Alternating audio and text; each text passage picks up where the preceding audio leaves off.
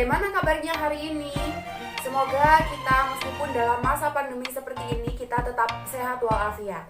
Dan jangan lupa kita harus mematuhi protokol kesehatan. Nah, ketika kita keluar rumah, biasakan kita untuk memakai masker. Dan biasakan pula ketika kita dari keluar rumah, maka kita membiasakan untuk cuci tangan terlebih dahulu. Di video kali ini kita akan membahas terkait dengan jaringan tumbuhan. Nah, sebelum kita masuk ke dalam jaringan tumbuhan, alangkah baiknya jika kita berdoa terlebih dahulu agar materi yang kita dapatkan nantinya dapat kita serap dengan baik dan juga dapat bermanfaat di kemudian hari. Jaringan tumbuhan. Kita akan membahas terkait dengan jaringan tumbuhan. Kalian masih ingat terkait dengan materi sel? Jadi, antara jaringan dan juga sel itu masih memiliki keterkaitan yang sangat erat. Di mana penyusun dari tubuh makhluk hidup itu terdiri dari berbagai tingkatan. Nah, di mana tingkatan yang paling rendah itu kita sebut sebagai sel. Nah, sekumpulan dari sel-sel yang memiliki bentuk dan juga fungsi yang sama itu akan membentuk suatu jaringan. Nah, jadi jaringan tumbuhan itu adalah sekumpulan sel-sel yang memiliki bentuk dan fungsi yang sama yang terdapat pada tumbuhan. Jadi, antara sel dan jaringan itu memiliki keterkaitan yang sangat erat. Bisa kita bayangkan dari ini kita melihat orang-orang proyek yang melakukan pembangunan, di mana dalam mereka membangun rumah pasti tujuannya untuk membangun rumah atau membangun suatu gedung. Tetapi dalam proses membangun rumah atau gedung ini mereka ditugaskan di masing-masing tugas. Misalkan ada yang membuat atap, kemudian ada yang membuat dinding, kemudian ada yang membuat keramik, ada juga memasang keramik dan yang lain-lain. Dan itu semua memiliki tugas-tugas sendiri, tetapi dia tetap tujuannya itu sama, yaitu untuk membangun rumah atau membangun gedung tersebut. Jadi sel dan jaringan itu bisa diibaratkan seperti itu. Mereka saling bekerja sama untuk melakukan tujuan yang sama. Jadi, hari ini kita akan membahas terkait dengan jaringan tumbuhan, di mana jaringan tumbuhan ini dibagi menjadi dua bagian utama, yaitu yang pertama ada jaringan meristem, di mana jaringan meristem ini adalah jaringan yang aktif membelah, dan membelah. Nah, di sini dia aktif membelah untuk menambah jumlah sel di dalam tubuhnya. Nah, untuk lebih lanjutnya kita akan membahas sebentar lagi. Nah, yang kedua yaitu ada jaringan permanen, di mana jaringan permanen ini adalah hasil dari pembelahan jaringan meristem yang telah memiliki fungsi khusus atau terkenalnya dengan istilah telah melakukan diferensiasi. Kali ini kita akan mengenal lebih dekat dengan jaringan meristem. Sebelum kita masuk ke dalam jaringan meristem, kakak punya pertanyaan nih. Kalian pasti pernah kecil kan ya? Pernah sih ya? Sampai sekarang yang akhirnya itu kita bisa setinggi ini dan juga sebesar ini. Tumbuhan juga sama. Tumbuhan juga bisa seperti kalian, bisa bertambah tinggi dan juga bisa bertambah besar. Nah, hal itu dikarenakan adanya aktivitas dari jaringan meristem. Jaringan meristem itu masih dibagi lagi menjadi dua, yaitu berdasarkan asal pembentukan dan juga berdasarkan letaknya. Nah, berdasarkan asal pembentukannya, jaringan meristem itu dibedakan menjadi tiga, yaitu promeristem, kemudian meristem primer, dan juga meristem sekunder. Jadi, yang pertama kita akan membahas terkait dengan promeristem atau nama lainnya yaitu primordial meristem, di mana promeristem ini adalah tahap utama dari jaringan meristem. Kita bisa menemukan promeristem ini di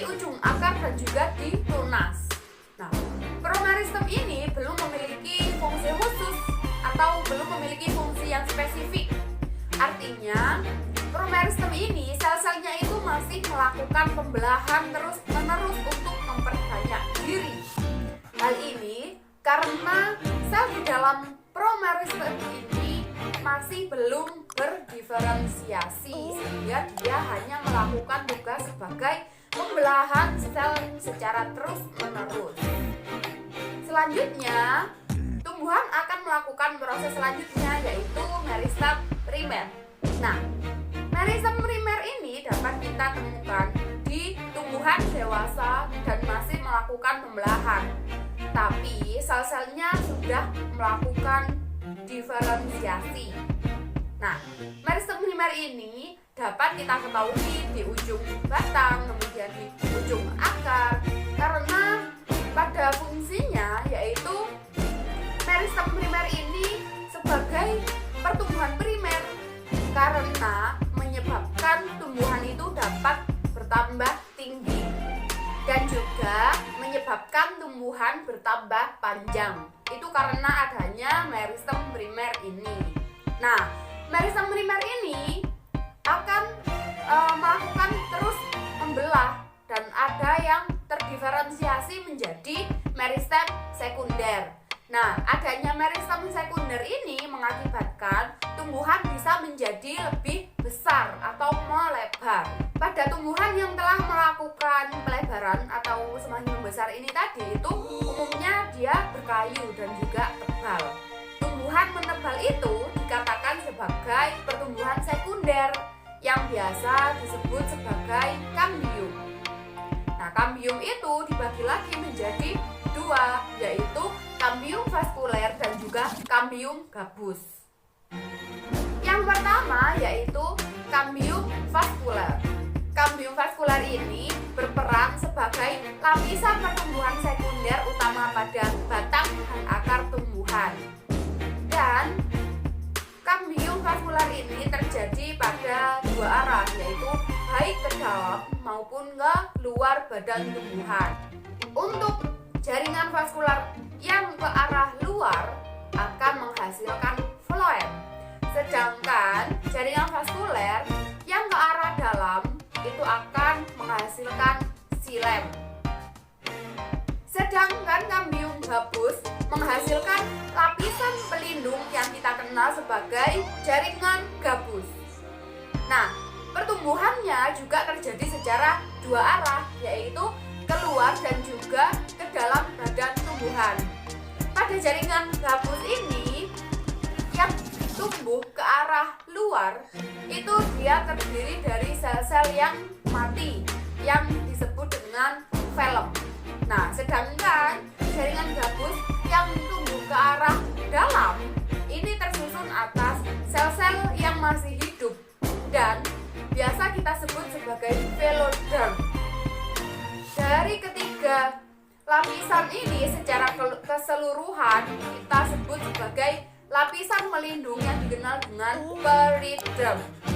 Itu tadi adalah pembagian dari jaringan meristem berdasarkan asal pembentukannya.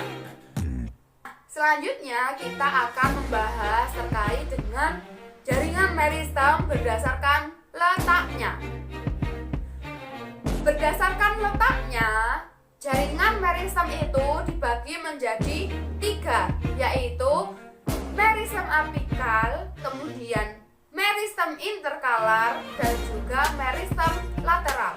Yang pertama kita akan membahas terkait dengan meristem apikal atau yang kita kenal sebagai meristem ujung. Nah, meristem apikal ini terdapat di ujung batang, kemudian ujung akar tumbuhan dan juga jaringan-jaringan yang masih aktif membelah. Fungsi dari meristem apikal yang terletak pada ujung batang dan juga ujung akar ini untuk pemanjangan akar maupun batang.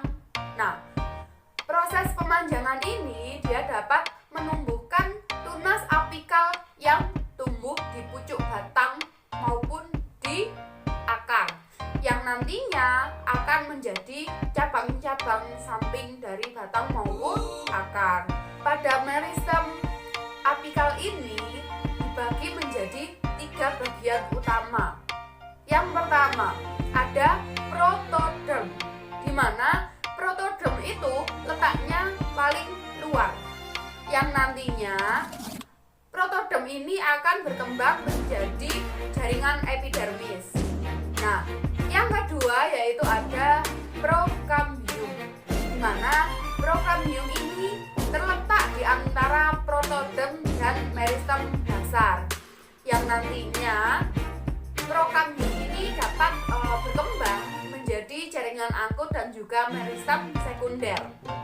Nah, selanjutnya yang ketiga yaitu ada meristem dasar, di mana meristem dasar ini dia terletak di tengah, yang nantinya dia dapat berkembang menjadi sel-sel parenkim, kolenkim, dan juga sel sklerenkim. Nah, itu tadi kan jaringan permanen, Kak. Ya, jadi dari jaringan meristem apikal ini dia akan membentuk jaringan permanen. Nah, untuk pembahasan jaringan permanen kita akan lanjut di video selanjutnya ya. Untuk kali ini kita tetap stay di jaringan meristem. Selanjutnya, meristem apikal ini dapat menyebabkan pemanjangan akar dan batang yang disebut dengan pertumbuhan primer. Nah, jaringan yang terbentuk dari meristem apikal itu sebagai jaringan primer. Seperti yang sudah saya jelaskan tadi bahwa meristem apikal ini dapat ditemukan di ujung batang dan juga di ujung akar. Nah, kedua letak ini itu memungkinkan ada fungsi masing-masing. Nah, yang pertama yaitu ada di ujung akar. Nah, kira-kira kenapa sih dia terletak di ujung akar?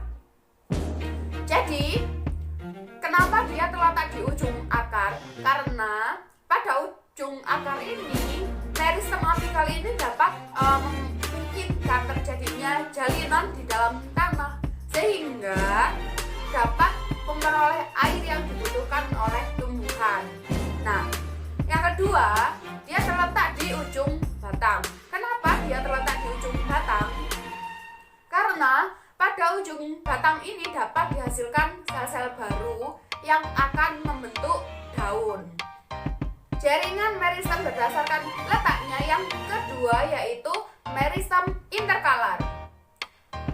Meristem interkalar merupakan bagian dari meristem apikal yang terpisah dari ujung selama pertumbuhan.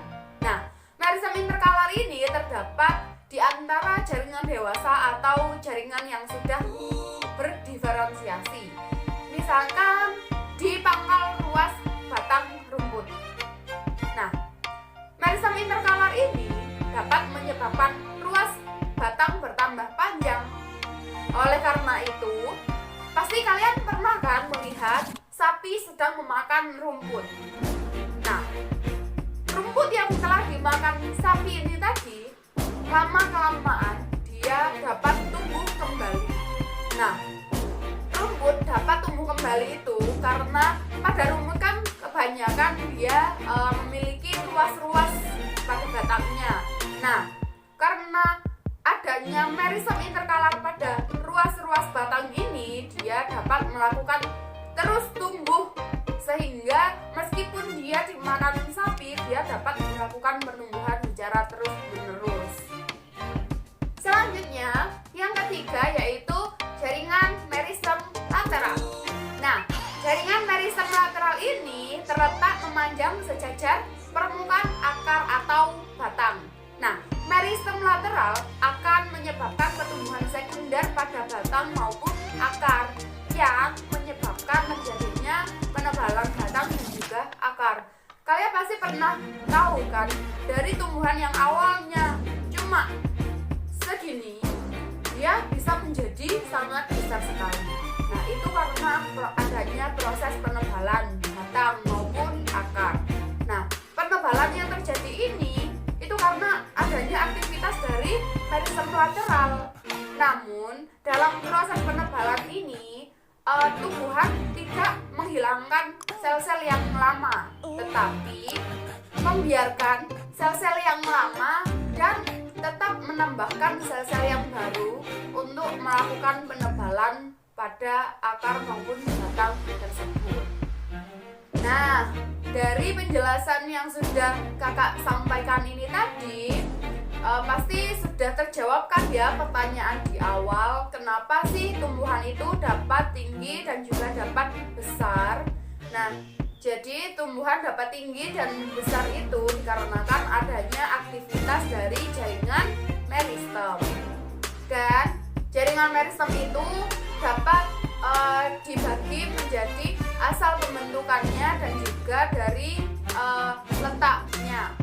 Nah, berdasarkan asal pembentukannya, jaringan meristem itu dibagi menjadi 3, yaitu promeristem, kemudian meristem primer dan juga meristem sekunder. Sedangkan untuk berdasarkan letaknya juga dibagi menjadi 3, yaitu meristem apikal, kemudian meristem interkalar dan juga meristem lateral. Mungkin itu saja yang bisa kakak sampaikan di video kali ini. Jika ada kurang lebihnya kakak mohon maaf. Jangan lupa meskipun di masa pandemi seperti ini, biasakan kita menggunakan masker ketika kita di luar rumah, dan biasakan juga untuk sering melakukan cuci tangan. Itu saja yang bisa kakak sampaikan. Ada kurang lebihnya mohon maaf.